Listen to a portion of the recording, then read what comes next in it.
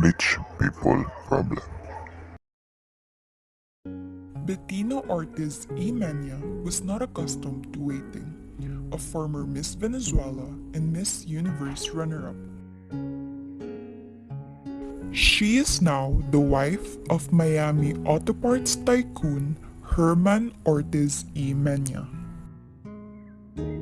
At every restaurant she chose to grace with her presence, she was always greeted with reverence and whisked to the exact table she desired.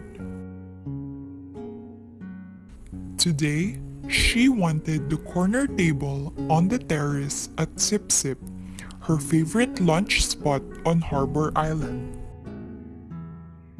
She wanted to sit on one of the comfy orange chairs and stare out at the gently lapping turquoise waters while eating her kale Caesar salad.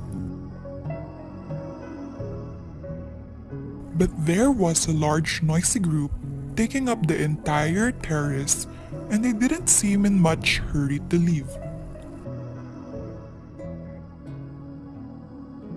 Bettina fumed as she glared at the tourists happily savoring their lunch in the sun. Look how tacky they were. The women, overly tanned, wrinkled and soggy, none of them properly lifted or botoxed. And the men were even worse, all dressed in all rumpled shirts and shorts, wearing those cheap straw hats. Why did such people have to come here? Feeling that she had been patient long enough, Bettina stormed into the kitchen. The fringe on her crocheted Pucci kaftan top shaking furiously as she made a beeline for the women with the shock of pixie-cut blonde hair manning the main stove.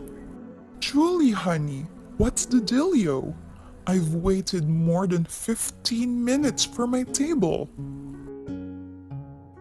Sorry, Bettina, it's been one of those days. The party of 12 on the terrace showed up first just before you did. But the terrace is your prime spot. Why on earth did you let those tourists take up all that space? Well, the tourist in the red fishing cup is the Duke of Glencora. His party just boated over from Windermere. That's his royal Wisman you see moored off the coast. Isn't it the most handsome sailboat you've ever seen? I'm not impressed by big boats. Bettina huffled, although secretly she was rather impressed by people with big title. From the kitchen window, she surveyed the party assembled on the terrace with new eyes. These aristo-British types were such a strange breed. Sure, they had their Savile Row suits and their heirloom tiaras, but when they traveled, they looked so painfully frumpy. It was only then that Bettina noticed three tan, well-built men in fitted white t-shirts and black Kevlar pants sitting at the adjacent table. The guys weren't eating but sat watchfully, sipping glasses of seltzer water. I assume that's the Duke's security detail. They couldn't be more obvious. Don't they know that we're all billionaires here in Breland and this isn't how we roll?